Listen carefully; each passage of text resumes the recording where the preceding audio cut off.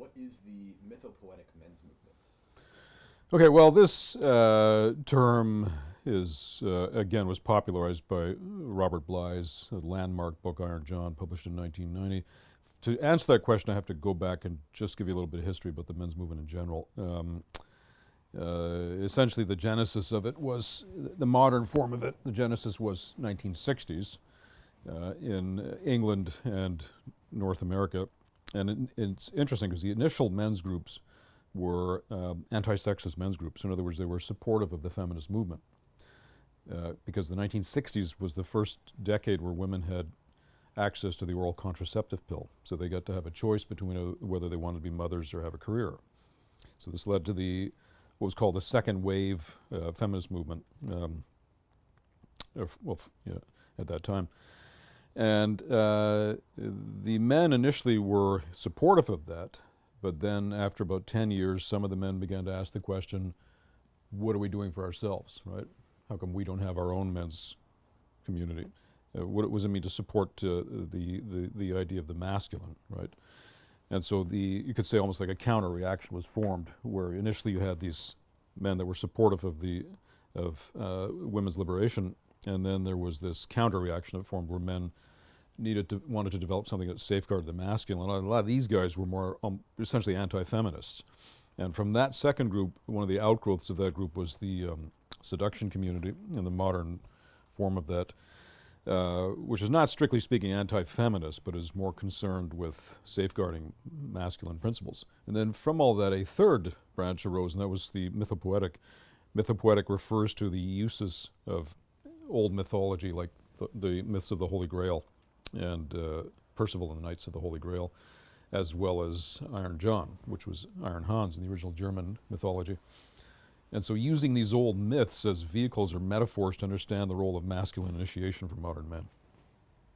And in that context, it's useful to mention just briefly the story of Percival and the Holy Grail, which went through a lot of different incarnations when it was written in the 800, 900 years ago. But one of the original stories was a young man lives in the forest with his mother.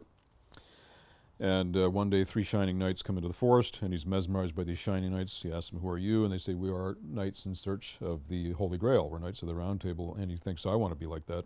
But his mother doesn't want to believe.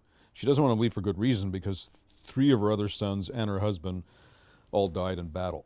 And she doesn't want to lose her last son. So it's like a modern equivalent of that story was the 1998 movie Saving Private Ryan, Spielberg's movie. It was all about a brother who finds out his other brothers were killed, and they go on a mission to extract that one remaining brother and bring him back to his mother, so she gets to have at least one son that survives. Great movie. And so in the Holy Grail myth, on which that Saving Private Ryan was largely based, the mother doesn't want to believe for good reason, but she eventually agrees to let him go under one condition. And the one condition is that he will always treat women well, which is the birth of chivalry, the code of chivalry of the knight. The samurai equivalent is Bushido. And the shadow side of that is the man who becomes a white knight, right? So the phenomenon of white knightism is a man who is concerned with rescuing women. And so he requires, in order to be a rescuer of women, he requires a woman to be a certain type to fit the script in his mind. And that type is a damsel in distress. So he eroticizes his connections with damsels in distress. And he goes looking for them and lives his life like this. So he's not really helping himself, he's not really helping the damsels in distress, he's sort of perpetuating the whole phenomenon of being a white knight. That's the shadow side of the birth of the origins of chivalry, the idea of chivalry. The positive side of it is the honorable side, a man who goes to the Round Table, becomes a rugged knight of the Round Table in search of the Holy Grail, and according to the mythologies, Percival was the guy who found the Grail, because he had the purity of heart. But he also is able to treat women well because he's not threatened by them. So he's not threatened by the feminine, right? But at the same time, he doesn't let himself be controlled. This is an important facet of masculine empowerment. So mythopoetic movement is based on these ideas of using the old myths like the Holy Grail and Iron John, the other one, as metaphors for men understanding what it is to become men. On the subject of myths, could you also speak to the utility and importance of Iron John specifically? Yeah, well, the Iron John myth, based on the Grimm brothers' tale of Iron Hans, they called it because they were German, right? So 1820s when that one was written, and Bly took that, turned it into a best-selling book in 1990.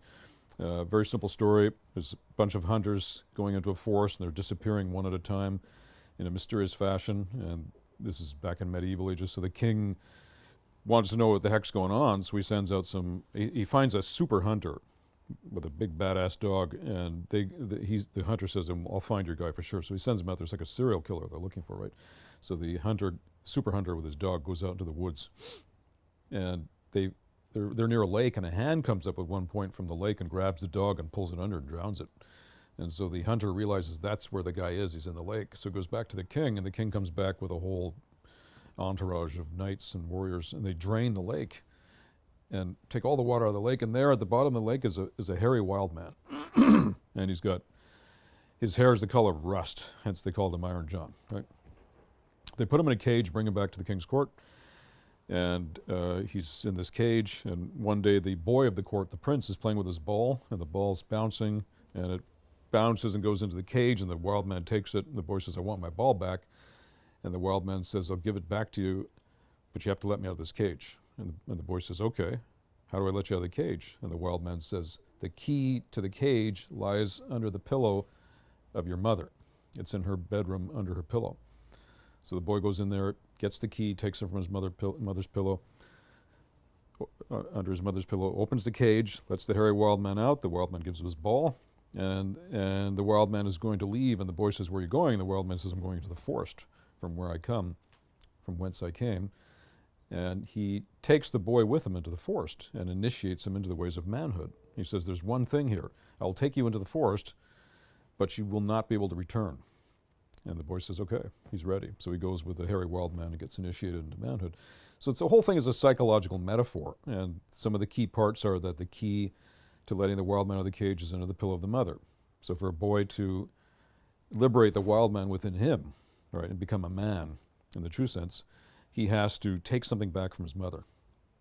Just like Percival had to leave the forest, had to leave his mother.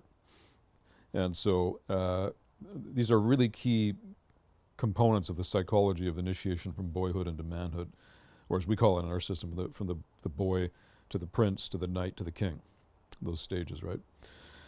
So the boy is just that, a boy. The prince is the young man who lives with a sense of entitlement. It's a common challenge for millennial generation, is this sense of entitlement, because millennials were largely raised by hippies, my generation, and they tended to be spoiled somewhat. Whereas the hippies, my generation, were raised by the war generation. They were a lot, so our whole credo was to be seen and not heard. Anyway, that sense of entitlement becomes a problem when the boy never expects any challenges to occur in his life, right?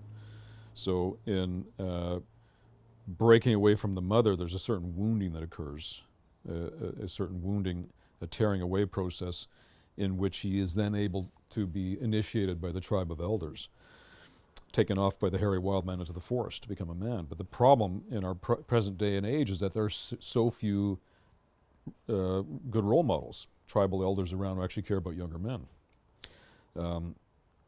This is reflected in popular culture, a good example being the Batman movies by Christopher Nolan, right? The first Batman Returns, 2005, he goes off to the Himalayas in the Bhutanese, and compare that to Percival. Percival has to become a member of the Order of Knights whom he admires.